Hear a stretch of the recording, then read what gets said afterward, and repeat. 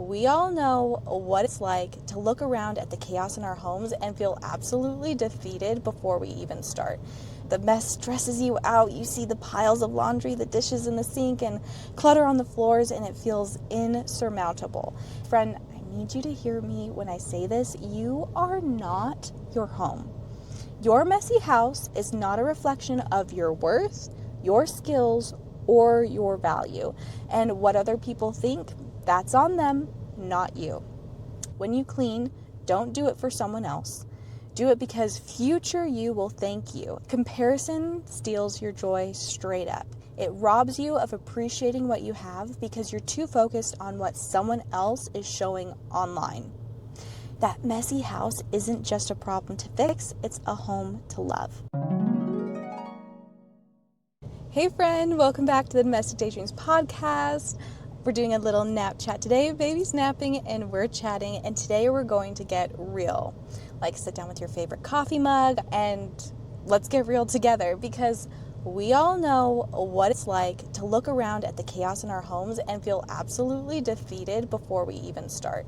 And if that's where you are, if the mess is stressing you out, and if you feel stuck and ashamed and guilty or even resentful, I need you to know something. You are not alone. Every mom I've talked to has been there, and today we're going to figure out how to turn that all around. I want to talk about, and this is going to sound a bit tough, so just stick with me for a few minutes.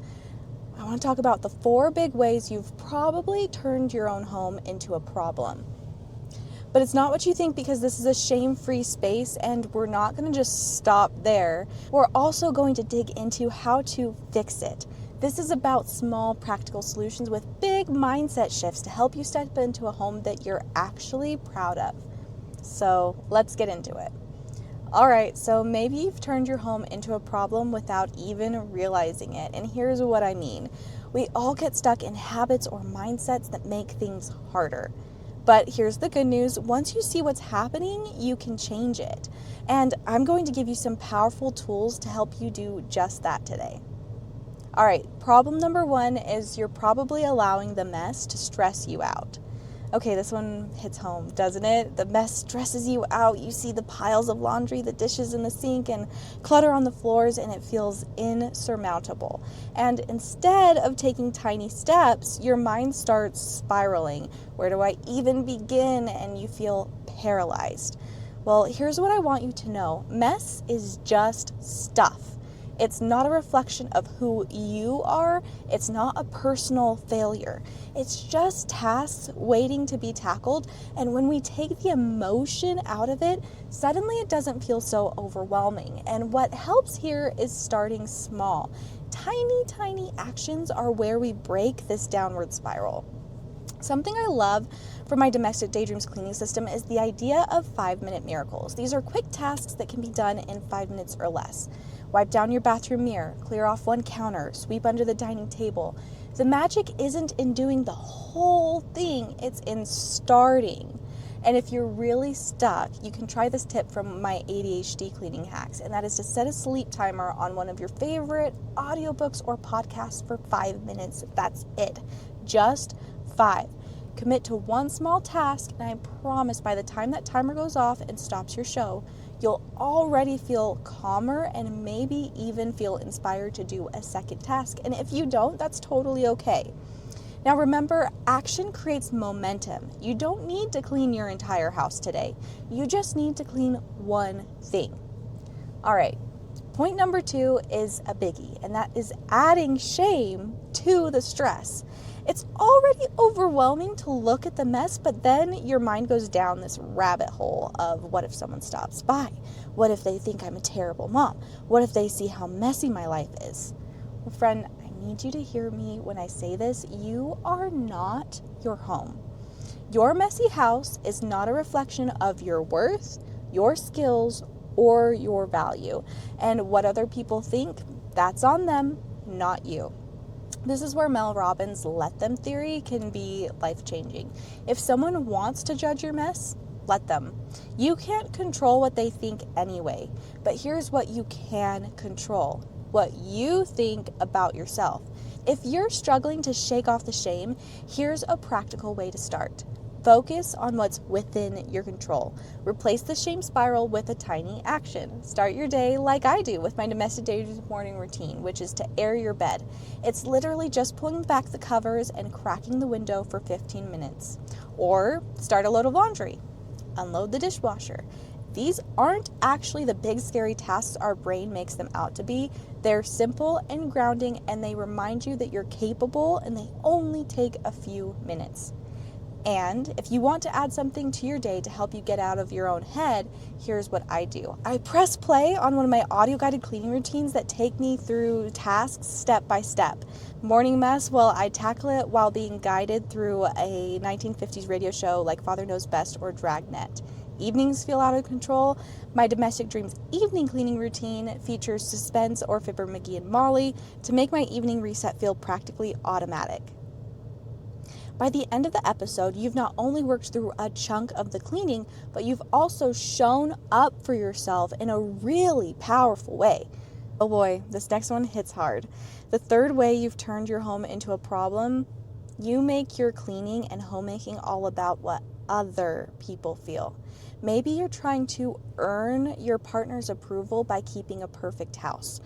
Or you're reacting to your kids' emotional states thinking, if they're happy, I'm doing enough. If they're grumpy, somehow I've failed.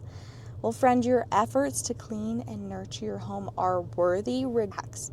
Your spouse's moody days, your kids' meltdowns, those aren't a reflection of you. A clean home isn't about earning love or approval. It's about creating an environment where you feel proud and peaceful, and your family has tools they need to regulate. Cleaning isn't about earning love or proving yourself. It's about creating a space where everyone, including you, can thrive. You deserve to feel proud of your home, whether anyone else notices or not. So here's a quick mindset shift that helps me when I feel stuck in this trap. When you clean, don't do it for someone else.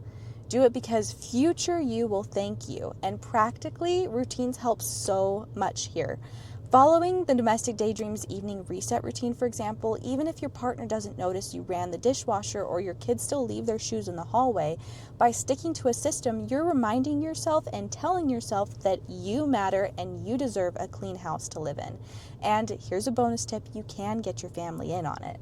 My Domestic Daydreams cowboy cleanup routines are perfect for giving kids a fun, guided way to participate. And it's not about making them perfect little housekeepers. It's about teamwork and setting the tone that your home is a shared space where everyone contributes. Or you can do the morning or evening radio show cleaning routines with your partner. I have a domestic darling, aka a member of my radio membership, that did just this, and it completely transformed her home and her marriage. All right. The last one, well, it's everywhere. The fourth way that you've turned your home into a problem is this constant habit of comparison. You scroll Instagram, TikTok, those influencers' houses with glittering countertops and perfect pantries, and that's all you see. Suddenly your home feels inferior. Comparison steals your joy straight up.